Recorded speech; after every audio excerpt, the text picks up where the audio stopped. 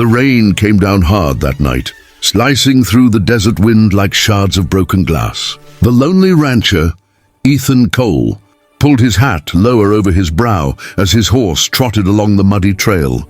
He had been riding for hours, heading toward the small Mexican village at the edge of his property, a place he rarely visited anymore.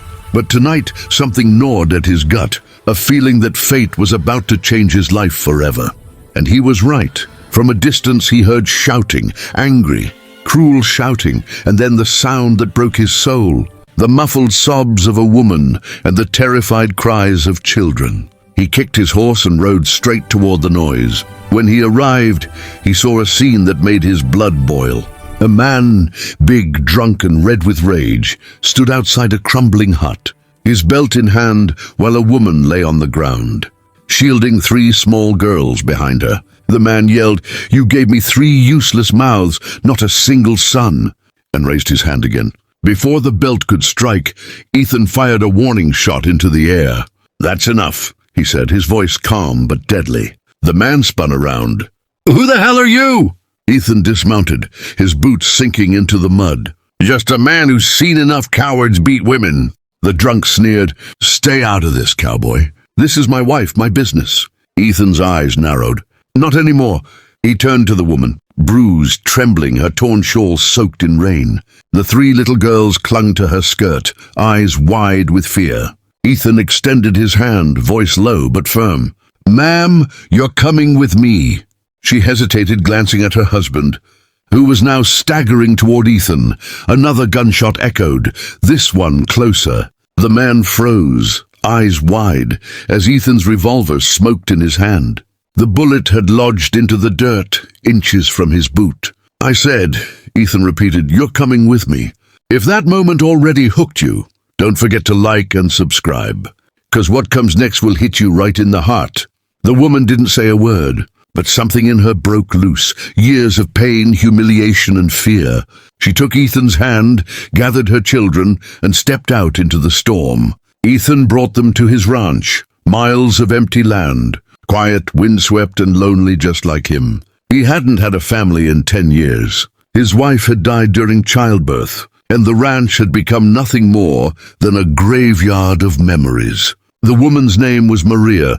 She barely spoke for days. Her daughters, Anna, Luz, and Sophia, stayed close to her side, afraid of every shadow. Ethan gave them food, warm blankets, and a small cabin near his barn. He didn't expect thanks, and she didn't offer any. But every morning, he'd find small signs of her presence, a patched saddle blanket, a meal left on the porch, a freshly filled water trough. She was giving back quietly, humbly.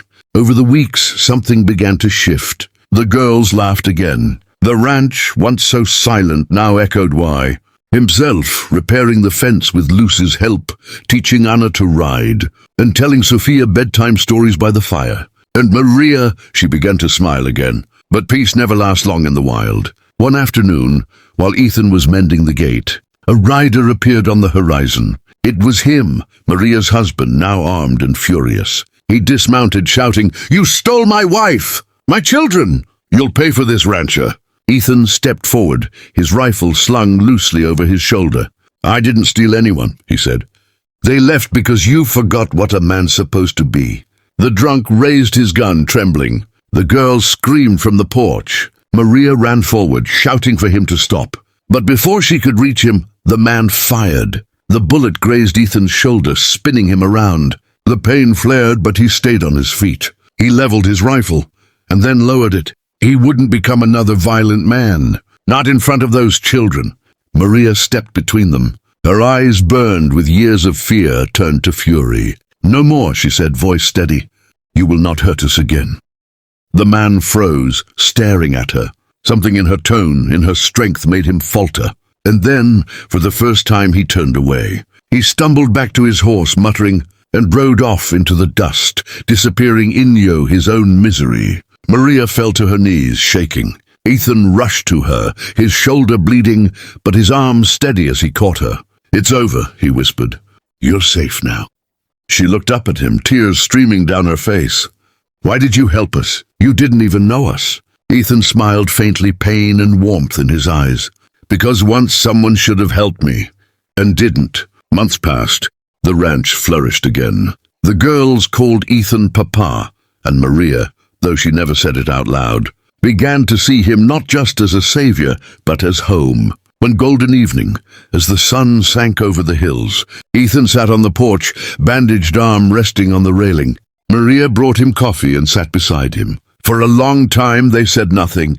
The quiet wasn't empty anymore, it was peace. Finally, Ethan turned to her and said softly, "You know, when I first saw you, I thought I was saving you.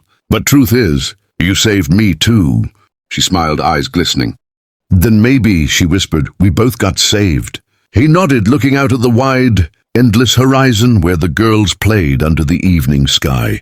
For the first time in years, the lonely rancher wasn't lonely anymore. If this story touched your heart, don't forget to like, share, and subscribe. Because sometimes the strongest people are the ones who've already been broken and still choose to love again.